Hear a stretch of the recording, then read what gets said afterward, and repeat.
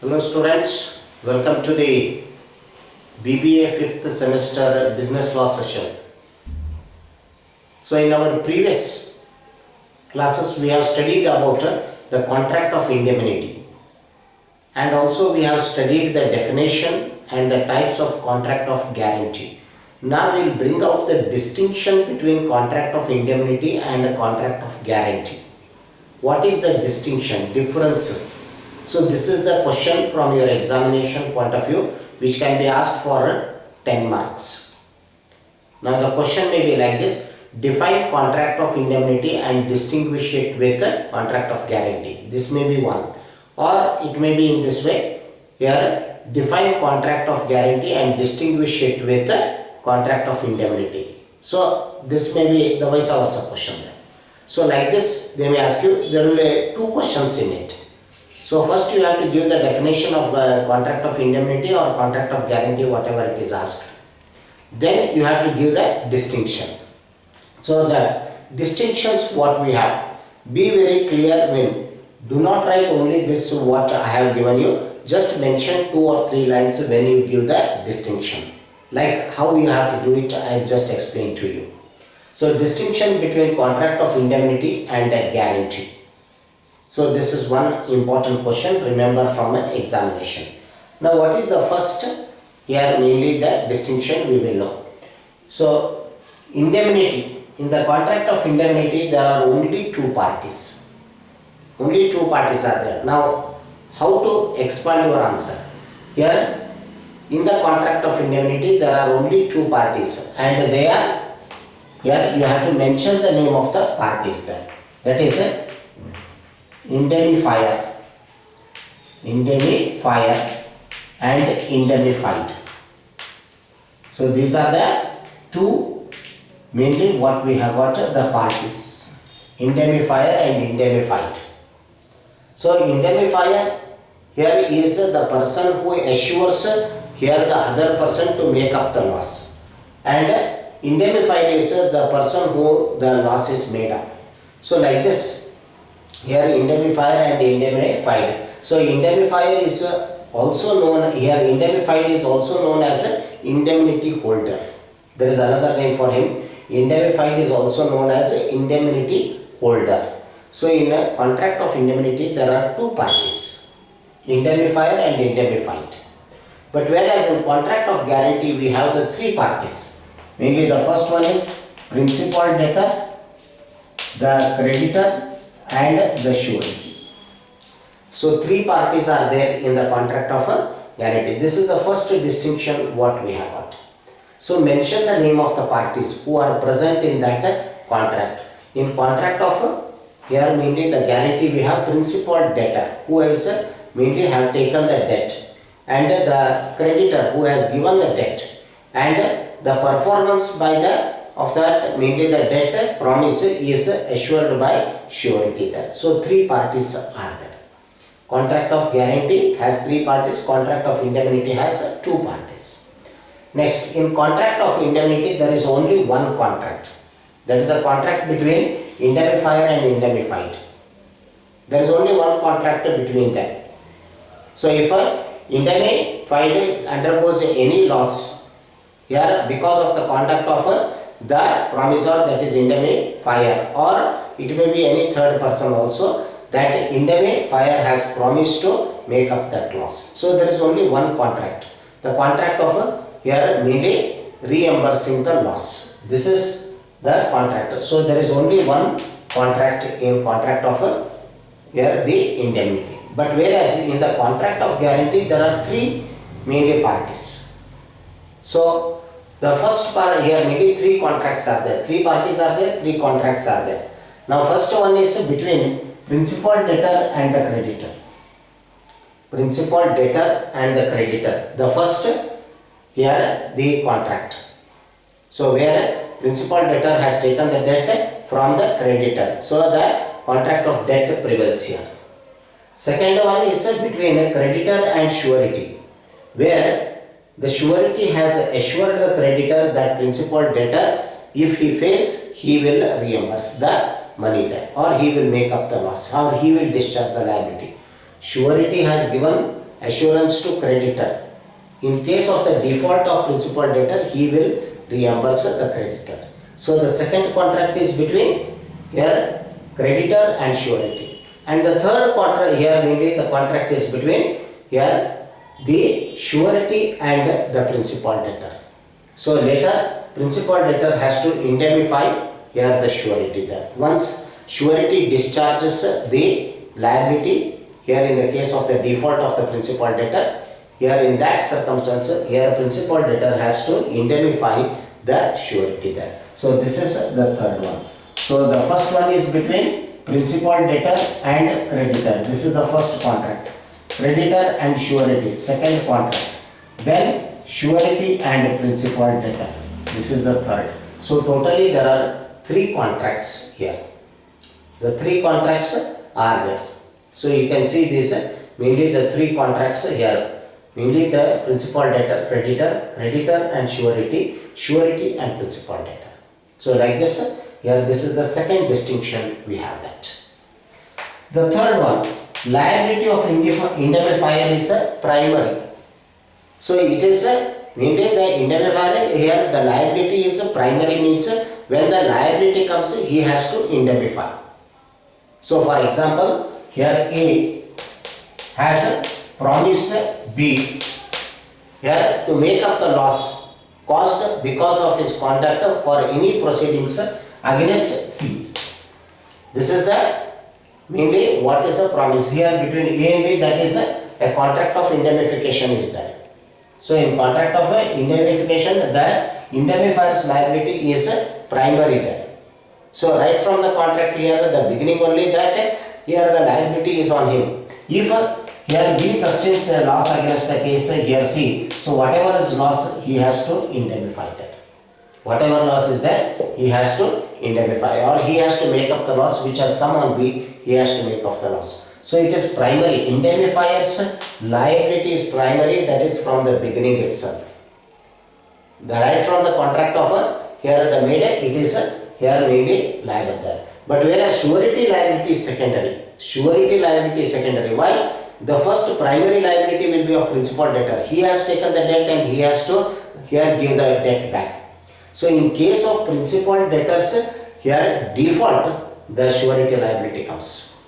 So that is what surety liability is secondary, primary is of principal debtor. He has to pay that amount there. But now what we see here, the surety has paid it because there is a default from principal debtor. So his liability is secondary. So his liability arises on the default by the principal debtor.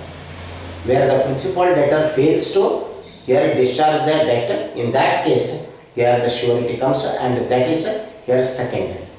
So it is not a primary. So here it is primary. Indemnifier's liability is primary, surety liability is secondary. This is another distinction what we have got. The distinction between contract of here indemnity and guarantee.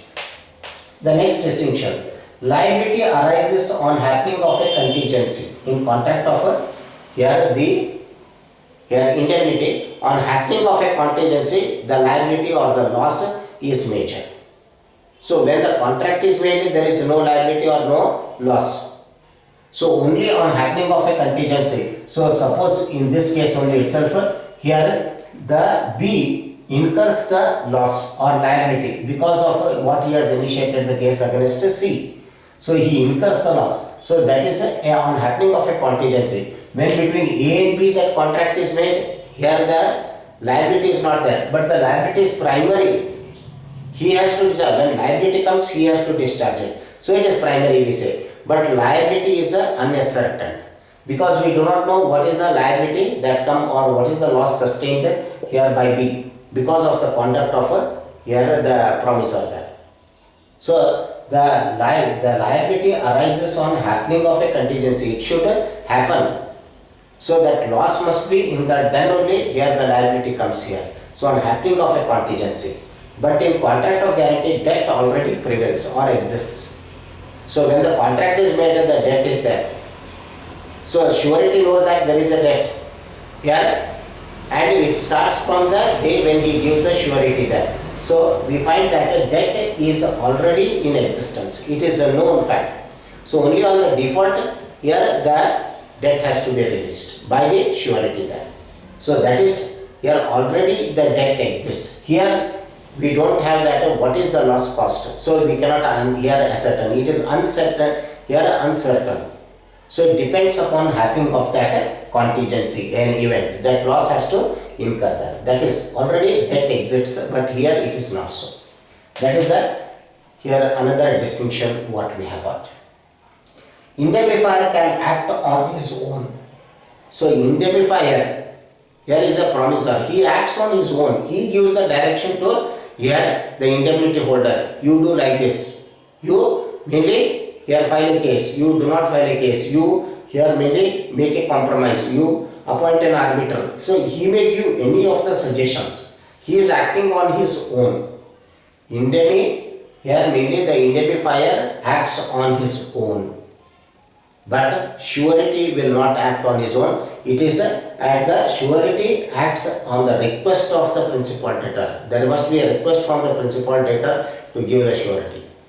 So it is not on own. Here, for example, A has come himself and said to B that you file a case against C, whatever loss is there, I will make up. So he has acted on his own. But this is not the case. Here A, B, C, three in contract of guarantee. A mainly takes the debt from B. He is the principal debtor. He is the creditor. He has taken. Here and A requests B to give the surety there. So C is the surety there. So it is on the request of the principal debtor the surety acts. So that is here the difference what we have. Indemnifier can act on his own, but the surety acts on the request of the principal debtor.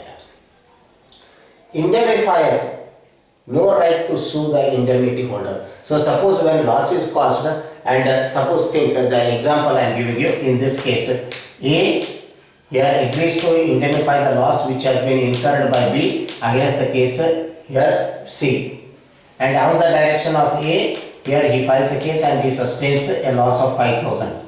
So A mainly make up that loss, but A cannot go against B and claim that 5,000 because he has made the assurance. It is on the assurance made by A, B has acted. So he has no right to, indemnifier has no right to sue indemnity holder. He cannot bring a case against the indemnity holder because the indemnity holder has acted according to the directions of A. Whatever here mainly the indemnifier has told, he has acted it and the loss is there, and that here indemnifier does not have the right to recover that because it is on his own he has acted and his liability is primary, so he has to discharge. He cannot here ask the indemnity holder to do so. But surety can sue here principal debtor. Suppose here the principal debtor has here committed the default and surety has discharged the liability to the creditor. Now here what we find is surety steps into the shoes of the creditor. Once he mainly clears off the liability which has arisen, the liability is cleared by him. So first remember there must be default by the principal debtor. The default takes place and here the surety discharges the liability. So on discharging the liability to the creditor, surety steps into the shoes of the creditor. So he gets the rights of the creditor, and as a creditor he can file a case against the principal debtor to get his money back.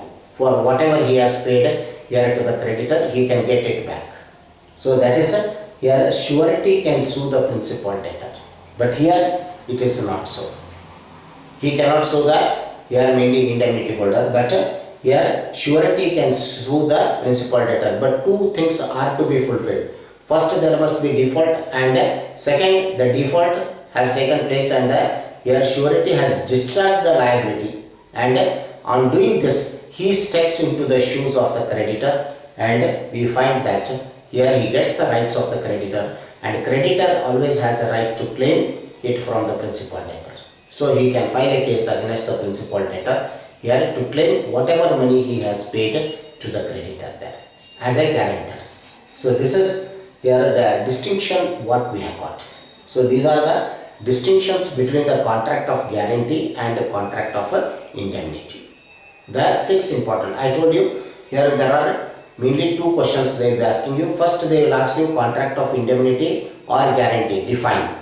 This will be first. So it will be having here 2 to 3 marks there. Then they will ask you this distinction. So when you give the distinction, see that you will give the examples like what I have given you. So when you mention about the parties, here give an example of mainly one, here the example of a here small, here taking the parties hypothetical examples A and B. So A promises here mainly B to file a case, here mainly to file a case against C, and whatever loss is caused, if any loss is caused, he will reimburse. Contract of indemnification. So A is an indemnity holder. So when you are mentioning the parties, here A here is an indemnifier and B is indemnified. So through an example, if you give that, it will be more interesting. So likewise in a contract of guarantee, 3 parties. So when you mention, do not only stop only principal, debtor, creditor and surety. Take one example and identify those respective by here mainly the parties. So that will help. In contract of here, just wherever possible give the examples, but I am not telling you to give at all the time. So wherever possible you just give the examples. So this is the distinction what we have between contract of guarantee and contract of indemnity. This is one question from your examination point of view which is important. Next 2 questions are also very important. The first one we will be discussing is the next in our next class, that is here the rights of the surety. So what rights the surety has against the principal debtor, against the here creditor and against the co-sureties. So we will be seeking here, this one is the next one. Here what are the rights of the surety I will be discussing.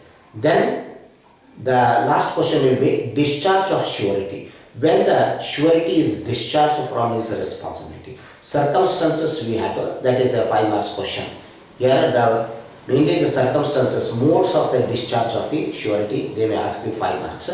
But where the rights of the surety, it can be for 10 marks. So we will be taking these 2 here questions, and that will be, we are completing that contract of indemnity and contract of guarantee after these 2 questions. So in my next class I will be discussing about the rights of the surety. The rights of the surety will be discussed. So this I will continue with in the next class.